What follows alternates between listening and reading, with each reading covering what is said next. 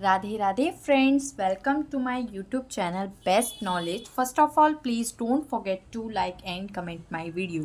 सो जैसा कि आप देख सकते हैं बीएससी 6 सेमेस्टर में मैथ्स का चैप्टर नंबर 1 कॉम्प्लेक्स नंबर का ये लेक्चर नंबर फर्स्ट है।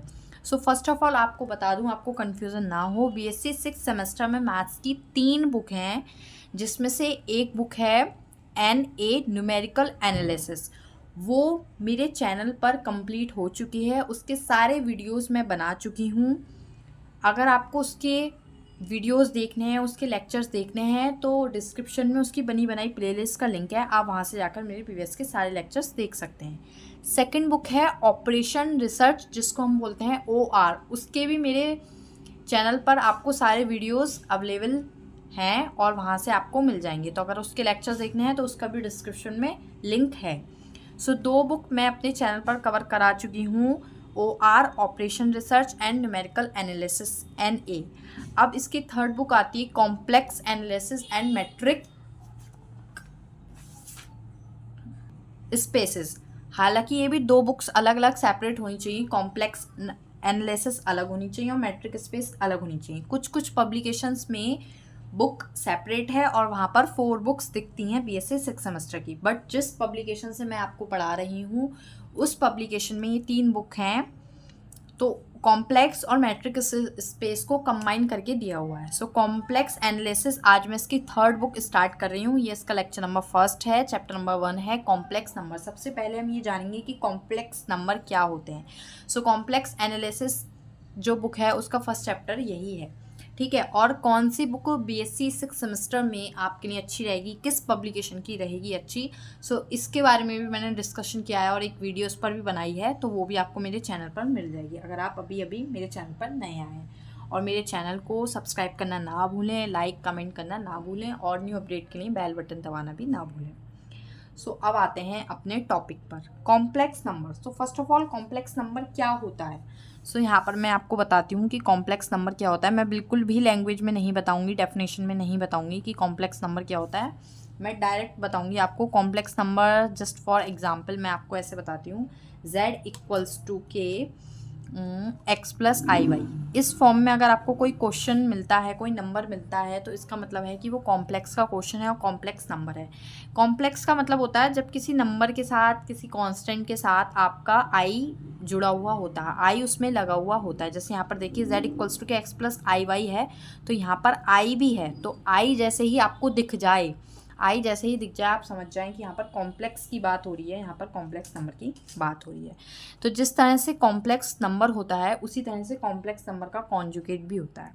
सो आप ध्यान रखिए, जब हम कॉम्प्लेक्स, इसका अगर हमें को कॉन्जुगेट निकालना हो तो उसको हम बार से डिनोट करते हैं। इस तरह से हम इसके ऊपर बार लगा देते हैं, डैश लगा देते हैं, आप कुछ भी बोल सकते हैं।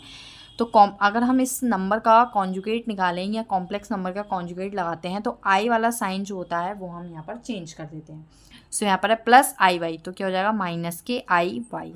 इस तरह से हम कॉम्प्लेक्स नंबर का कॉन्जुगेट निकालते हैं, ठीक है। साथ ही साथ आप ये बात ध्यान रखिए, जो कॉम्प्लेक्स नंबर होता है उसका मॉड और कॉम्प्लेक्स कॉन्जुगेट का मॉड जो होता है वो सेम ही होता है। देखिए कैसे, मैं अभी आपको बेसिक बता रही हूँ, इस चैप्टर के बेसिक्स बता रही हूँ और फॉर्मूले आपको बता रही हूँ, डायरेक्ट क्वेश्चंस पे नहीं आ रही हूँ।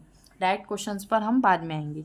सो देखिए, जैसे हम कॉम्प्लेक्स नंबर का मॉड निकालेंगे, सो मॉड में क्या करते हैं, मॉड में हम करते हैं एक्स का स्क्वायर प्लस ये जो आई के साथ कोफिशिएंट है उसका square within under root. इस तरह से ही तो मॉड निकालते हैं। मॉड आपने पढ़ा होंगे, कॉम्प्लेक्स जो चैप्टर है वो आपके 12th क्लास में भी था और ग्रेजुएशन की इसके प्रीवियस सेमेस्टर में भी था, तो आपको इतना तो पता ही होगा कि कॉम्प्लेक्स नंबर का मॉड कैसे निकालते हैं।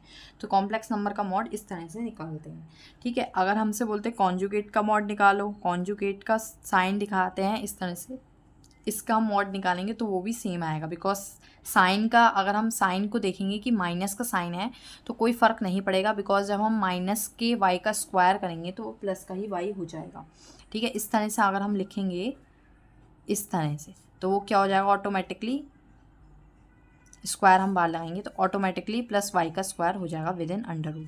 तो जो z का मॉड आया है वो कॉन्जुगेट ऑफ z मॉड के इक्वल आया है। तो इससे ये हमारा निष्कर्ष निकलता है कि जो कॉम्प्लेक्स नंबर का मॉड होता है वो उसके कॉन्जुगेट के मॉड के इक्वल ही होता है। यहाँ से हमने ये बात समझी है, ठीक है। अगर हम इसके मॉड का स्क्वायर करें, कॉम्प्लेक्स नंबर के मॉड का स्क्वायर करेंगे, सो क्या होगा, वैल्यू आएगी x square plus Y square, because under root का स्क्वायर हट जाता है, अंडर रूट का स्क्वायर करने पर अंडर रूट हट जाता है। 2 बार अगर हम अंडर रूट की मल्टीप्लाई करते हैं तो जैसे यहाँ पर अंडर रूट टू है तो यहाँ पर केवल 2 आ जाता है। ये तो बेसिक्स है, ये तो पता ही होगा, बेसिक सी बात है। सो ये कॉम्प्लेक्स नंबर की मैंने आपको कुछ कुछ चीज़ें बताई हैं, थोड़ी और बता देती हूँ जिससे आपको आगे चल के क्वेश्चंस में कोई डाउट नहीं हो, ठीक है। तो ध्यान से देखिए, अभी हमने कॉम्प्लेक्स नंबर सीखा, कॉम्प्लेक्स नंबर का कॉन्जुगेट सीखा, कॉम्प्लेक्स नंबर का मॉड फाइंड करना सीखा। अब मैं आपको दिखाती हूँ, अगर हम एक कॉम्प्लेक्स नंबर लेते हैं और उसका मॉड लेते हैं, सॉरी कॉन्जुगेट लेते हैं, हम एक कॉम्प्लेक्स नंबर लेते हैं z, मोस्ट ऑफ आपके इस चैप्टर में कॉम्प्लेक्स नंबर को z से ही डिनोट किया है, ठीक है।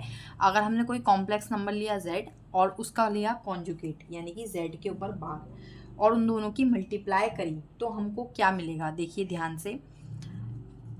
z की वैल्यू कितनी थी, z की वैल्यू थी x plus i y and mod z की, सॉरी कॉन्जुगेट ऑफ z की वैल्यू कितनी थी, x माइनस आई वाई, वो बार बार मॉड ही निकल रहा है मुंह से, ठीक है। तो z की वैल्यू लगाई है और मैंने यहाँ पर कॉन्जुगेट z की वैल्यू लगाई है, ये आ गई है। अब आपको पता है यहाँ पर आप डायरेक्ट मल्टीप्लाई कर सकते हैं, मतलब डायरेक्ट फॉर्मूला लिख सकते हैं, आपको यहाँ पर मल्टीप्लाई करने की ज़रूरत नहीं है। ये फॉर्मूला बन रहा है ए प्लस बी ए माइनस बी का, क्या होता है A square minus B square. तो हम यहाँ पर लिख सकते हैं एक्स स्क्वायर माइनस वाई का स्क्वायर, ठीक है, माइनस वाई का स्क्वायर,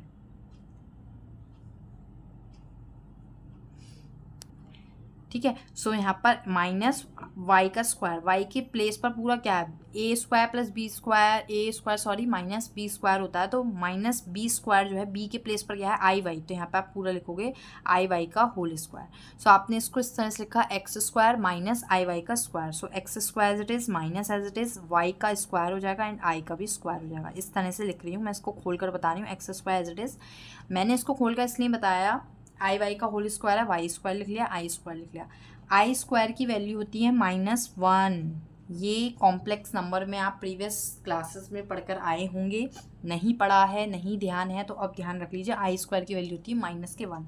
सो यहाँ पर -1 होने की वजह से बाहर हो जाएगा प्लस का, तो x square plus Y square हो जाएगा। तो इस तरह से हमने वैल्यू निकाली z बार, z की value X square plus Y square. So हमको यहाँ से भी यही कंक्लूज़न निकला है कि अगर हम कॉम्प्लेक्स नंबर और उस कॉम्प्लेक्स नंबर के कॉन्जुगेट की मल्टीप्लाई करेंगे तो आपको वही वैल्यू मिलेगी जो उसकी मॉड में स्क्वायर करने से आती है, x square plus Y square. ये छोटी छोटी बातें हैं जो एक दूसरे से लिंक हो रही हैं और आपको ध्यान रखनी है, ठीक है। सो ये बात आपको समझ में आ गई होगी। अब आपने अभी सीख लिया, अब हम आगे सीखेंगे अगर हम कॉम्प्लेक्स नंबर और उसके कॉन्जुगेट को प्लस करते हैं। देखिए कैसे, ऑन एडिंग अगर हम प्लस करते हैं यानी कि z plus z conjugate of z, so plus करते हैं, सो यहाँ से आपको वैल्यू मिलेगी 2x, क्या वैल्यू मिलेगी 2x। कैसे मिली, देखिए z की वैल्यू थी x plus i y, conjugate of z की वैल्यू थी x माइनस आई वाई, जब इन दोनों को ऐड करोगे तो 2x होगा, x एक ये है एक ये है, x प्लस x 2x, और ये वाले टर्म्स कैंसिल हो जाएंगे बिकॉज ये अपोजिट साइन क्या है, एक पॉजिटिव है एक नेगेटिव है, ये कैंसिल हो जाएगा तो 2x। सो यहाँ से अगर आप x की वैल्यू भी निकालना चाहेंगे ना कॉम्प्लेक्स नंबर्स में तो 1/2 ये मल्टीप्लाई में डिवाइड में जाएगा z plus conjugate of z। इस तरह से हमने x की वैल्यू निकाली इन दोनों को ऐड करने पर। अब इन दोनों को सब्ट्रैक्ट करने पे y की वैल्यू भी निकाल सकते हैं। पता है इस x को क्या बोलते हैं, ये बात भी आपको पता होनी चाहिए, इस x को बोलते क्या है, real part of z, real part of z, z का रियल पार्ट बोलते हैं इसको, x को, ठीक है। तो real part of z is 1/2 z plus z बार, इस तरह से निकालते हैं। अच्छा देखिए सब्ट्रैक्ट करके देख लेते हैं क्या होता है। ऑन सब्ट्रैक्टिंग, सब्ट्रैक्ट करने से हमें y की वैल्यू मिलेगी, देखिए कैसे, ऑन सब्ट्रैक्टिंग जब मैं इन दोनों को माइनस करूँगी z plus conjugate of z, sorry minus करना है, minus z minus conjugate of z, minus करना है सब्ट्रैक्ट करना है। सो जब मैं इनको माइनस करूँगी तो देखिए x माइनस एक्स कैंसिल खत्म हो जाएंगे, आई वाई माइनस माइनस प्लस, यहाँ पर जब मैं माइनस लगाऊंगी तो माइनस माइनस प्लस हो जाएंगे, थोड़ा सा डायरेक्ट बता रही हूँ, माइनस माइनस प्लस हो जाएंगे तो ये हो जाएंगे 2i वाई। कितना हो जाएगा 2i वाई, 2i वाई। अब यहाँ से आप y की वैल्यू जब फाइंड करेंगे तो 2i पूरा का पूरा कहाँ जाएगा, डिवाइड में z minus conjugate of z। तो इस तरह से हमने z की वैल्यू निकाली, जिस तरह से हमने x की वैल्यू फाइंड की थी उसी तरह से हमने y की वैल्यू फाइंड की। अब जैसे कि x को मैंने बताया बोलते हैं रियल पार्ट ऑफ z, उसी तरह से y को बोलते हैं इमेजिनरी पार्ट ऑफ z। ये आप पढ़ चुके होंगे अपने प्रीवियस क्लासेस में, बट जब आप कॉम्प्लेक्स नंबर का मैं चैप्टर स्टार्ट करा ही रही हूँ तो एक बार मेरी ड्यूटी बनती है कि मैं आपको सारे बेसिक्स बताऊँ, तो मैं वही कर रही हूँ। ठीक है, तो y को क्या बोलते हैं, मैंने अभी जैसा आपको बताया इमेजिनरी पार्ट ऑफ z, तो मैं यहाँ लिख देती हूँ imaginary part of z is equal to 1/2i z minus conjugate of z। ये आपको यहाँ से इमेजिनरी पार्ट मिला। तो ये छोटी सी बात थी जो आपको पता होनी चाहिए। आप इस तरह से नोट करके भी लिख सकते हैं, नोट करके कि z की जो वैल्यू होती है वो x प्लस आई वाई होती है, वेयर x जो होता है वो रियल पार्ट ऑफ z होता है। इस तरह से मैं लिख देती हूँ शॉर्ट में, रियल पार्ट ऑफ z, और जो y होता है वो होता है इमेजिनरी पार्ट, आई पी मतलब imaginary part of z imaginary part of z। ठीक है, ये जो बात थी आपको थोड़ा सा समझने की थी, थोड़ा सा बेसिक्स थे। अब इसके बाद इसमें क्वेश्चंस आते हैं जो आपको समझने की नीड है, और काफ़ी अच्छे क्वेश्चन है। कॉम्प्लेक्स बुक पूरी बहुत अच्छी है, इसमें बहुत ही ज़्यादा लॉजिकल क्वेश्चंस हैं, ऐसे नहीं है कि जिसमें लॉजिक नहीं है या आपको रट्टा मारना पड़ता है, ऐसे इसमें आपको क्वेश्चंस बिल्कुल भी नहीं मिलेंगे। काफ़ी छोटे छोटे प्यारे प्यारे क्वेश्चंस हैं। सो मैं एक दो क्वेश्चंस आपको इस लेक्चर में करा देती हूँ, बाकी आगे के क्वेश्चंस मैं आपको नेक्स्ट लेक्चर में करा दूँगी। ये चैप्टर नंबर 1 जो है काफ़ी लेंदी नहीं है, तो अब क्वेश्चंस पे आते हैं, इसके क्वेश्चंस करते हैं। ठीक है, सो मैं आपको बता देती हूँ इसमें किस टाइप के क्वेश्चंस आते हैं, आपको किस टाइप के क्वेश्चंस करने पड़ते हैं। सो मैं यहाँ पर एक क्वेश्चन नोट करती हूँ, फिर आपको एक्सप्लेन करूँगी। ओके, सो देखिएगा फ्रेंड्स, मैंने यहाँ पर क्वेश्चन नोट किया है, इसको पढ़ते हैं और समझते हैं। The argument of two complex number is equal to the sum of their argument. So first of all ये एक तरह का क्वेश्चन भी है, ये कह लीजिए, और ये कह लीजिए ये कॉम्प्लेक्स नंबर की प्रॉपर्टी है, कंडीशन है जो आपको याद रखनी है और जो फिक्स होती है। ठीक है, ये बात भी आप कह सकते हैं कि एक प्रॉपर्टी और ये कंडीशन है। सो क्या है, the argument of two complex number, दो कॉम्प्लेक्स नंबर के जो आर्ग्यूमेंट होते हैं वो किसके इक्वल होते हैं, is equal to the sum of their argument, वो अपने ही आर्ग्यूमेंट के सम के इक्वल होते हैं। देखिए क्वेश्चन करेंगे तो और अच्छे से समझ में आएगा, और आर्ग्यूमेंट यहाँ पर जो ये वर्ड आ रहा है ये क्या है, ये क्वेश्चन करके ही अच्छे से समझ में आएगा। सो देखिए इसको करते हैं। सो फर्स्ट ऑफ ऑल क्वेश्चन में क्या बात हो रही है, कॉम्प्लेक्स नंबर की, तो हम कॉम्प्लेक्स नंबर का यूज़ करेंगे, और मैंने अभी आपको बताया कॉम्प्लेक्स नंबर क्या होता है, z इक्वल्स टू के x plus i y. So most of question में जैसे ही कॉम्प्लेक्स नंबर की बात होगी, आपको सबसे पहले आपका क्वेश्चन यहीं से स्टार्ट करना है, z इक्वल्स टू के x प्लस आई वाई। ये हमारा कॉम्प्लेक्स नंबर है। ठीक है, अब आपने पोलर फॉर्म में पढ़ा होगा, इन पोलर फॉर्म x की वैल्यू कितनी होती है, r cos थीटा, उसी का ही हम यहाँ पर यूज़ करेंगे। पोलर फॉर्म में आपने पढ़ा होगा x की वैल्यू होती है r cos theta and y की वैल्यू कितनी होती है, r sin थीटा। ये आप पोलर फॉर्म के अंदर पढ़कर आए होंगे।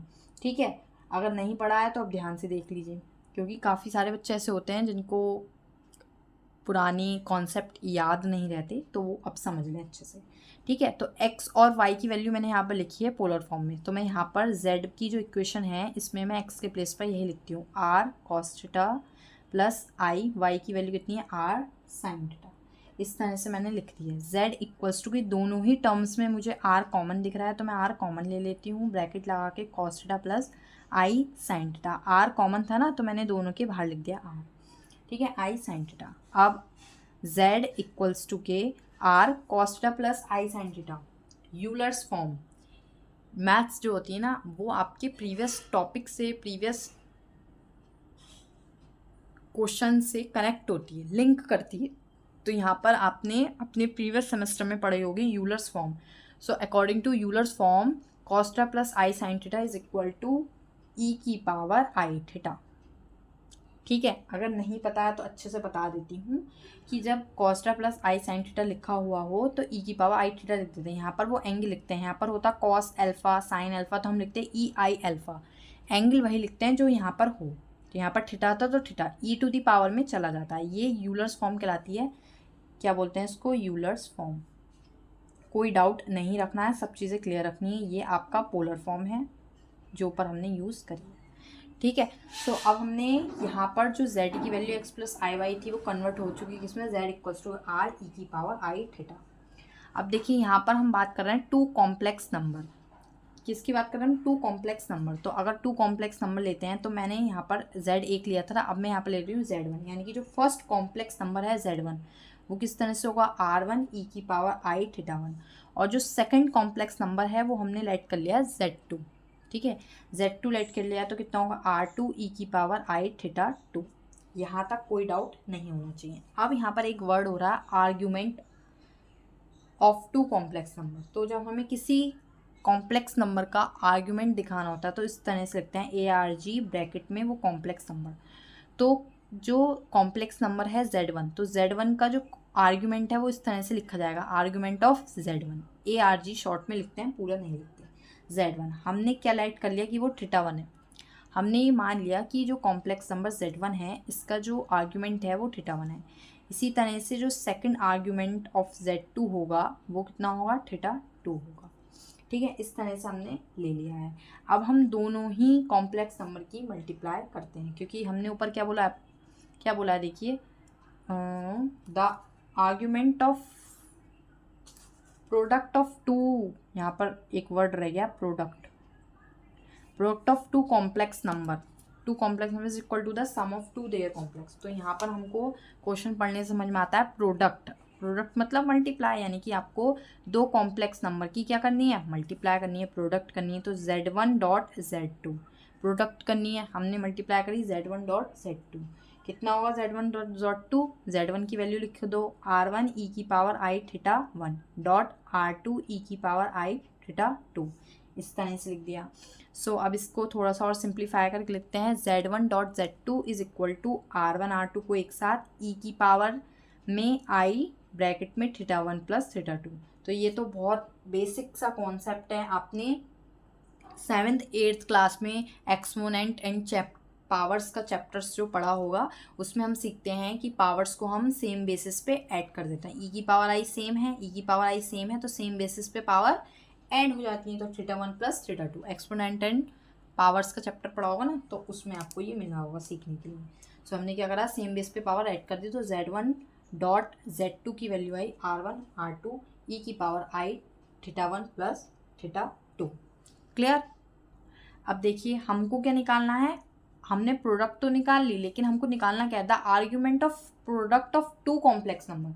तो दो कॉम्प्लेक्स नंबर की प्रोडक्ट का आर्ग्यूमेंट कुछ इस तरह से लिखेंगे, दो कॉम्प्लेक्स नंबर की प्रोडक्ट का आर्ग्यूमेंट कितना आएगा? मैंने बोला था थीटा के टर्म्स में आएगा, तो आएगा थीटा 1 प्लस थीटा 2।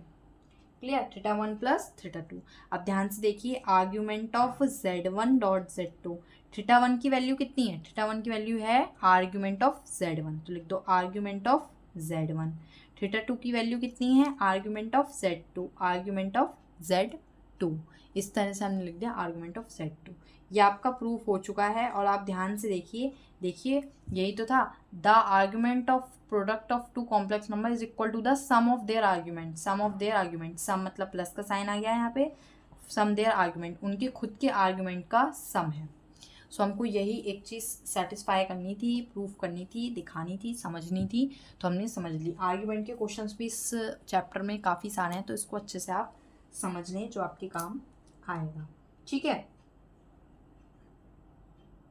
सो इस तरह के क्वेश्चंस हैं इसमें, और आप क्वेश्चंस काफ़ी सारे पढ़ेंगे, प्रूफ वाले भी हैं, मॉड्यूलस वाले भी हैं, आर्ग्यूमेंट्स वाले भी हैं, जो काफ़ी सारे आपके इस चैप्टर में आप पढ़ेंगे। ठीक है, तो नेक्स्ट लेक्चर में हम और सारी चीज़ें कवर अप करेंगे। ठीक है, thank you friends for watching my video. Please share, like and comment more. अगर फिर भी कोई डाउट हो तो मुझे कमेंट बॉक्स में ज़रूर बताएं, मैं वो डाउट क्लियर कर दूँगी। राधे राधे फ्रेंड्स।